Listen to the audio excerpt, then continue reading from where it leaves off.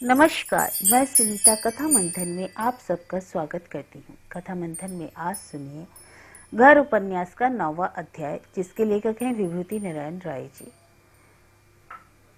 इस उपन्यास के अन्य भाग आप हमारी कथा मंथन के होम पेज या प्लेलिस्ट में जाकर के घर नाम से प्राप्त कर सकते हैं, सुन सकते हैं।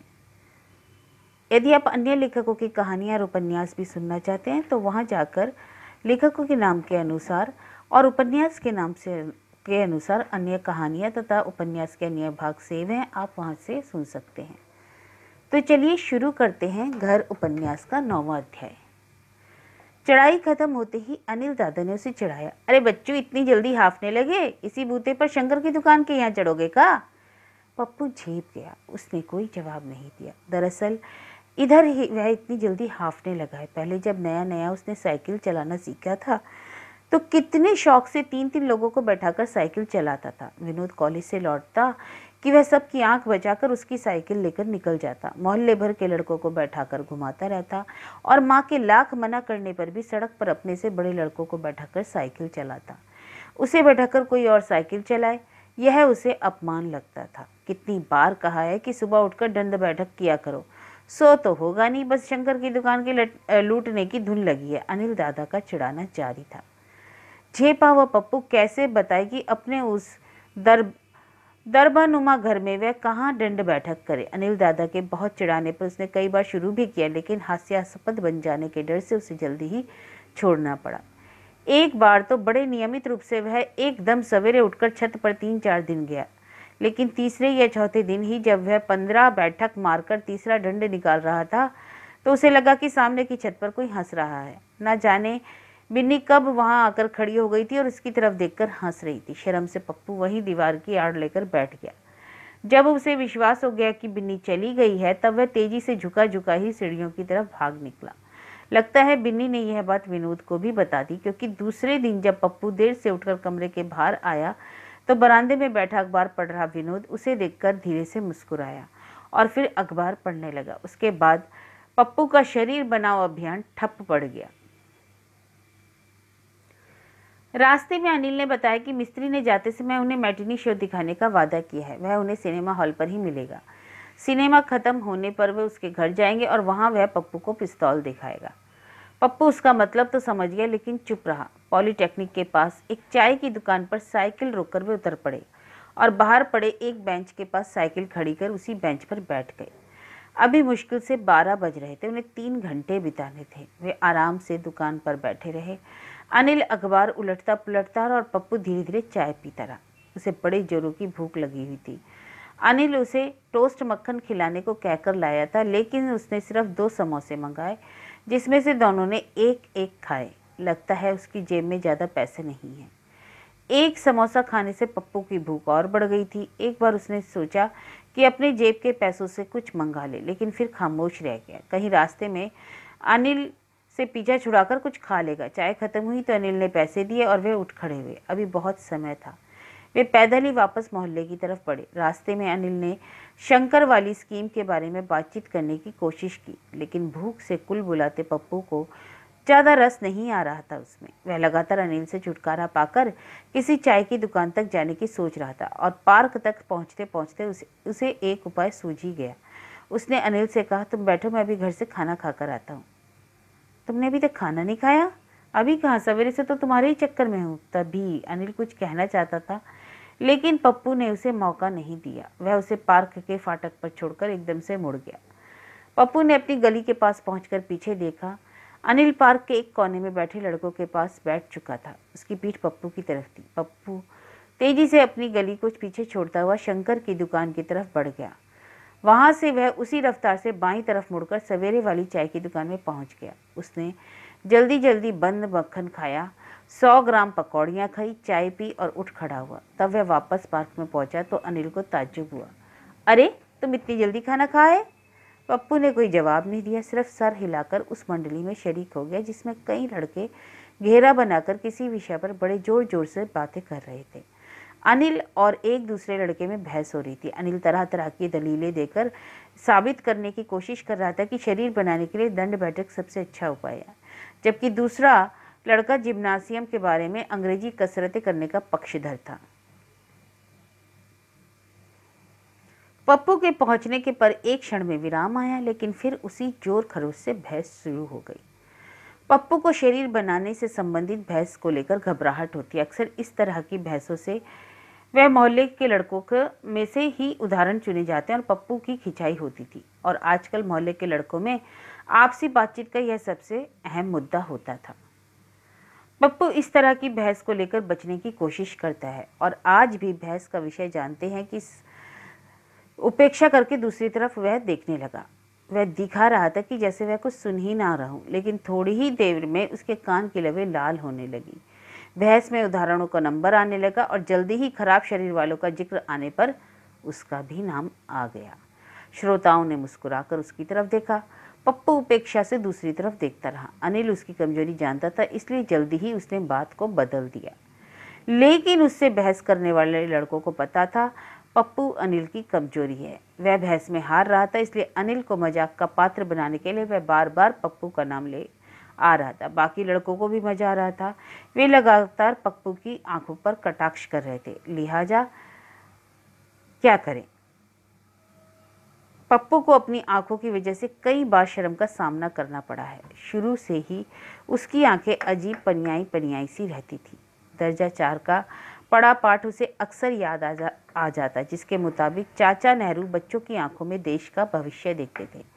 कैलेंडरों और पत्रिकाओं की तस्वीरों में उसने चाचा नेहरू के बच्चों की आंखों को मुस्कुराते हुए झांकते देखा है। बच्चों की आंखों में सपनों का अक्स दिखाई तो नहीं देता था, लेकिन इतना जरूर स्पष्ट था कि सपना काफ़ी अच्छा होता होगा, तभी तो चाचा नेहरू हमेशा मुस्कुराते रहते हैं।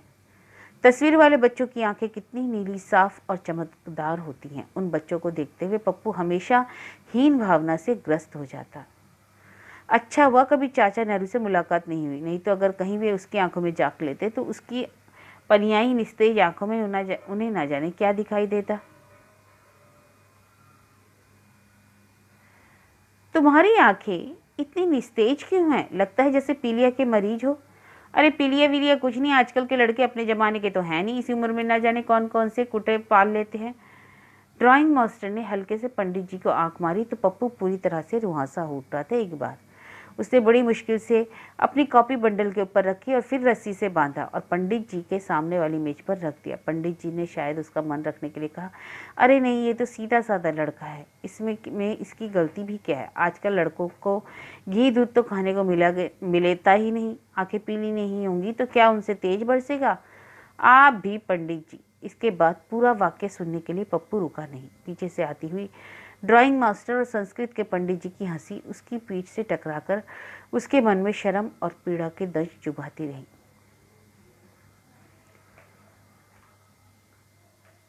पप्पू को अपने ड्राइंग मास्टर से नफरत है। एक बार तिमाही के नंबर बताने के लिए उन्होंने अपने घर बुलाया। घर पर कैसा गंदा काम उसके साथ करना चाहते थे कि पप्पू रोने लगा और प्रिंसिपल साहब से शिकायत करने की धमकी दी।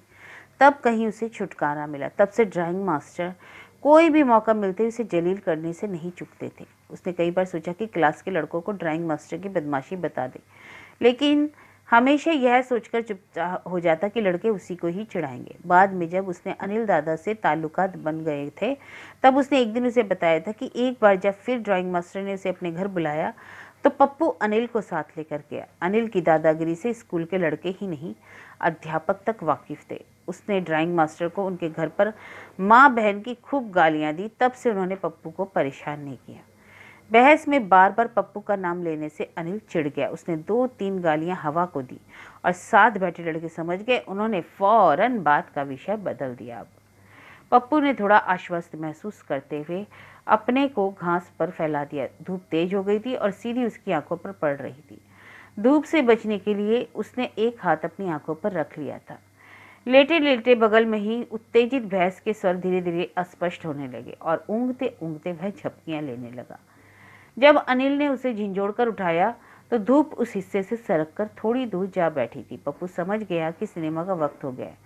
वह चुपचाप उठकर अनिल के साथ पार्क से बाहर निकल गया। जब वे सिनेमा हॉल पहुंचे तो मिस्त्री टिकटें खरीदकर उनका इंतजार कर रहा था। सिनेमा शुरू होने में थोड़ा वक्त था, लेकिन वे अंदर जाकर बैठ गए। बाहर पप्पू और अनिल दोनों को घर के किसी आदमी द्वारा देखे जाने का खतरा था। हॉल में सबसे अगली सीट में सिर्फ एक सीट पहले उन्हें जगह मिली। इतना आगे बैठने से पप्पू की आंखें दर्द करने लगती हैं, लेकिन मजबूरी थी क्योंकि मिस्त्री दिखा रहा था। अगर वह कुछ कहता है तो वे दोनों उसका मजाक उड़ाएंगे और हो सकता है कि पीछे का टिकट खरीदने के लिए उसी से कुछ पैसा मांगने लगे। हॉल की बत्ती गुल होते ही मिस्त्री और अनिल ने उसे परेशान करना शुरू कर दिया। अनिल को तो झेलने की आदत थी, लेकिन मिस्त्री की हरकतों से उसे जुगुप्सा होने लगी। बिना अगल बगल का ध्यान किए वह उसके गाल पर हाथ फेर रहा था और बीच बीच में चिकौटी भी काट लेता। उन दोनों ने पप्पू को बीच में बैठा रखा था, इसलिए वह उठकर कहीं जा भी नहीं सकता था। जब केवल अनिल होता तो उसकी हरकतों से बेखबर पप्पू सिनेमा में दिलचस्पी लेने की कोशिश करता, लेकिन मिस्त्री तो कुछ ज़्यादा ही फुअड़ था। उसे अगल बगल के लोगों की जरा भी परवाह नहीं थी। अनिल ने भी थोड़ी ही देर में अपने को फिल्म में डुबो लिया और पप्पू को मिस्त्री के लिए छोड़ दिया। शायद तीनों में एक चुपचाप समझौता हो गया था। इंटरवल की रोशनी होते ही अनिल और मिस्त्री एक दूसरे की तरफ देखकर मुस्कुराए। पप्पू शर्म से डूबा पर्दे की तरफ देखता रहा और फिर झटके से बाहर निकल गया। निरुद्देश्य बाहर वह सड़कों पर आने जाने वालों को देखता रहा। उसके पीछे पीछे वे दोनों भी बाहर निकल आए। पप्पू एक खंबे की आड़ में था, इसलिए वे उसे नहीं देख पाए। पप्पू भीड़ के पीछे होता हुआ बाथरूम में घुस गया। हॉल के अंदर वह तभी घुसा जब पूरी तरह से अंधेरा हो गया। इधर उधर टकराते हुए वह अपनी सीट पर पहुंच गया। पिक्चर खत्म होने पर अनिल और मिस्त्री ने अपनी साइकिलें निकाली और पप्पू के साथ भीड़ में धीरे धीरे पैदल ही चलने लगे। भीड़ खत्म होते ही मिस्त्री ने पप्पू को अपनी साइकिल के आगे बैठा लिया और तीनों एक तरफ चल दिए। पप्पू जानता था कि वे कहाँ जा रहे हैं। अंधेरा हो जाने पर अनिल हमेशा उसे नॉर्मल स्कूल के मैदान में ले जाता था। आज भी वहीं जा रहे हैं। नॉर्मल स्कूल के मैदान में पहुंचकर उन्होंने साइकिल एक किनारे खड़ी की। अनिल साइकिलों के पास रुक गया। मिस्त्री पप्पू को लेकर मैदान की दूसरी तरफ चला गया। थोड़ी देर में मिस्त्री साइकिलों के पास लौट आया और अनिल पप्पू की तरफ चला गया और थोड़ी देर में दोनों लौट आए। साइकिलों पर सवार होकर वे मिस्त्री के घर की ओर चले। उसका घर गली में था। उन दोनों को गली में बाहर खड़ा करके मिस्त्री अंदर चला गया और थोड़ी ही देर बाद बाहर निकलकर उसने उन्हें इशारा किया। वे उसके पीछे पीछे गली के अंधेरे कोने की तरफ बढ़ गए। पप्पू और अनिल दोनों उससे सटकर खड़े हो गए। मिस्त्री ने बड़े रहस्यमय ढंग से कमीज उठाकर पैंट में खुशी कोई चीज निकाली और अनिल की तरफ बढ़ा दी। अंधेरे में पप्पू देख नहीं पाया, लेकिन रोमांच और कौतूहल से उसने हाथ बढ़ाकर उसी चीज को थाम लिया। लोहे की लगभग 1 फुट लंबी और बेढंगी सी चीज थी, जिसे हाथ में लेने पर पप्पू को निराशा ही हुई। फिल्मों में देखी हुई पिस्तौलों जैसी चीज देखने की उसकी इच्छा इस भौंडी चीज को हाथ में लेने पर काफी धक्का लगा। उसने अपनी निराशा को एकदम जाहिर नहीं किया। पिस्तौल अब उसके हाथ से अनिल ने ले ली थी। मिस्त्री उसे खोलने, गोली भरने और चलाने के बारे में बता रहा था। उसके बताने के ढंग से पप्पू थोड़ा आश्वस्त हुआ। उसे लगा मिस्त्री कोई खिलौना नहीं बल्कि सचमुच की पिस्तौल दिखा रहा है। उसने एक बार फिर अनिल के हाथ से पिस्तौल ले ली और उत्सुकता के साथ उसके एक एक पुर्जे को समझने लगा। उसे लगा कि अब शंकर के यहाँ डकैती को कोई रोक नहीं सकता। 2-3 लोग इधर ही आ रहे थे। मिस्त्री ने झपटकर पप्पू के हाथ से पिस्तौल छीन ली। जल्दी से कमीज उठाकर पेंट में खोस ली। तीनों एक दूसरे से थोड़ी दूरी बनाए हुए मिस्त्री के घर तक आए। वहां पप्पू को अलग छोड़कर अनिल और मिस्त्री आपस में कुछ फुसफुसाते रहे। फिर मिस्त्री उन दोनों को छोड़कर अपने घर में घुस गया। चलो, अनिल साइकिल पर चढ़कर गली के बाहर की तरफ बढ़ चला। पप्पू जरा सा दौड़कर कैरियर पर बैठ गया। साइकिल हल्के से डगमगाई, फिर संतुलित होकर गली के बाहर निकल आई। बाहर रात काफी गहरा गई थी। सड़कें बीच बीच में करीब करीब सूनी हो गई थी। जाड़े में तो वैसे ही जल्दी वीरानी छा जाती है। फिर इस समय तो करीब 8 बज रहे थे। सर्दी अपने पूरे चढ़ाव पर थी। सवेरे वह बिना स्वेटर पहने निकला था। तब से एक बार भी घर नहीं गया था। तभी तक सिनेमा हॉल और गली के अंदर की गर्मी ने उसे स्वेटर की कमी की महसूस नहीं होने दिया था। लेकिन जब उनकी साइकिल भीड़ भाड़ से निकलकर सूनी सड़क पर आ गई थी, उसके दांत सर्दी के मारे आपस में बजने लगे। गनीमत थी कि वह पीछे कैरियर पर बैठा था, इसलिए हवा सीधे उससे नहीं टकरा रही थी। फिर भी अनिल के जिस्म की आड़ से बचकर आने वाली हवा इस कदर तीखी थी कि कैरियर पर बैठा बैठा वह दोहरा तीरा होता जा रहा था। हाथों की कोहनियां सीने से बांधे हर पल उसे यही लग रहा था कि जरा सी साइकिल लड़खड़ाते ही उसका संतुलन बिगड़ जाएगा, वह गिर पड़ेगी। लेकिन किसी तरह अपने को गिरने से बचाए रखकर उसने सफ़र पूरा किया। शायद अनिल को भी ठंड लग रही थी। वह बार बार अपनी हथेलियां हैंडल से हटाकर पैंट से रगड़ने लगता। हर बार साइकिल का संतुलन बिगड़ता और ऐसा लगता कि अब गिरे और तब गिरे। सर्द और जमे हुए कोहरे को चीरते हुए वे लोग अपने मोहल्ले पार्क तक पहुंचे। पार्क पूरी तरह सूना था। केवल सीताराम की दुकान पर रोशनी दिखाई दे रही थी। अनिल ने पप्पू को पार्क में चलने का हल्का इशारा किया, लेकिन पप्पू ने एकदम इनकार में सिर हिला दिया। अनिल ने भी ज्यादा मन नहीं था या सर्दी का असर था, उसने ज्यादा आग्रह नहीं किया। दोनों ने हाथ के इशारों से एक दूसरे को विदा ली और अनिल साइकिल पर चढ़कर चला गया। पप्पू जहाँ खड़ा था वहाँ अंधेरा था। अभी घर जाने से कोई फायदा था नहीं। अभी मुंशी जी जाग रहे होंगे। वह ठंड से ठिठुरता वहीं खड़ा सोचता रहा कि क्या करे। तभी उसे रिक्शे पर विनोद, मुंशी जी और त्रिवेणी आते दिखाई दिए। उनका रिक्शा थोड़ी देर के लिए लैंप पोस्ट के नीचे उजाले की परिधि में आ गया। पप्पू और भी ज्यादा अंधेरे में दुबक गया। वे तीनों इस कदर अपने में खोए थे कि उन्होंने पास से गुजरते पप्पू को नहीं देखा। त्रिवेणी के जाने का मतलब था कि पप्पू और काफी देर तक घर नहीं जा सकता। वह सड़क पर इधर उधर निर्दोष भटकने लगा। 2 कमरे, एक छोटे से बरामदे, लगभग उतने ही बड़े एक आंगन, एक रसोई और आंगन के कोने में पुरानी ईंटों से टाट से टुकड़ों से घेरकर बनाई गई बाथरूम नामक जगह को मिलाकर जो मकान की शक्ल की चीज बनती है, उसे मोहल्ले वाले और बाहरी लोग मुंशी जी के घर की संज्ञा देते हैं। एक जमाने में इस मकान के बाहरी दरवाजे पर तख्ती लगी रहती थी जिस पर मुंशी जी का नाम रामानुज लाल श्रीवास्तव प्रधान अध्यापक बड़ी शान से लिखा हुआ था। वक्त की मार से इस मकान में बसे हुए घर के साथ जो जातियां की थी, उनमें से एक यह भी थी कि उस तख्ती पर लिखे गए अक्षर धीरे धीरे धुंधलाते गए और एक दिन जब उस तख्ती को बिना बहुत करीब आए पढ़ लेना लगभग असंभव हो गया, मोहल्ले के लड़कों ने उसे नोचकर होलिका में जला दिया। शायद वह तख्ती मुंशी जी की सबसे बड़ी पहचान थी, क्योंकि इसके गायब होते ही अब मुंशी जी सिर्फ मुंशी जी रह गए।